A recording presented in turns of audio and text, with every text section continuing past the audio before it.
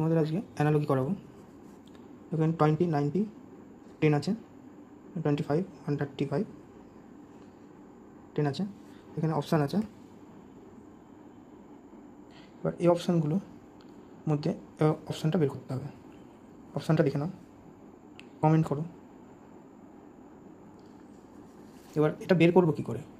এই প্রথম সংখ্যা আর তৃতীয় সংখ্যার 9 গুণ হবে, ঠিক আছে? প্রথম সংখ্যা আর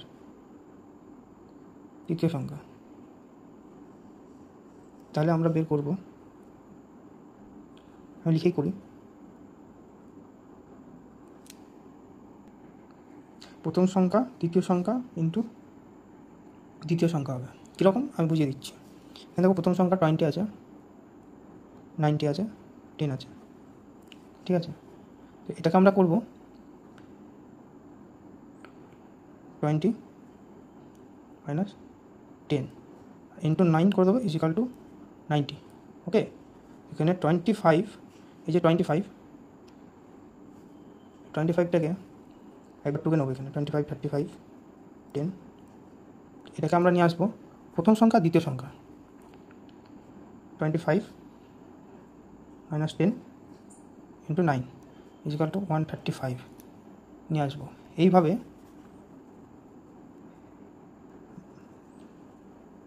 একইভাবে, ঠিক আছে, একইভাবে আমরা 80, 72, 10 এটা কী করে আসলো?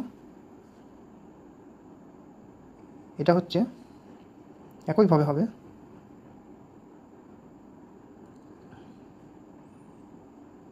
এটাকে আমরা করব 80 মাইনাস 10, তাহলে ইন্টু 9 দিয়ে দেখব 72, ঠিক আছে? 72 আসছে, অপশানটা মিলে যাচ্ছে। বুঝলে না? এটা করছি আমরা অপশান টেস্ট করব। এই অপশানগুলো আমরা যেভাবে কোশ্চেনে আমরা এটা যেভাবে টেস্ট করলাম, যে 20, 90 এটা হচ্ছে প্রথম সংখ্যা দ্বিতীয় সংখ্যার গুণ হবে 9 দিয়ে, ঠিক আছে?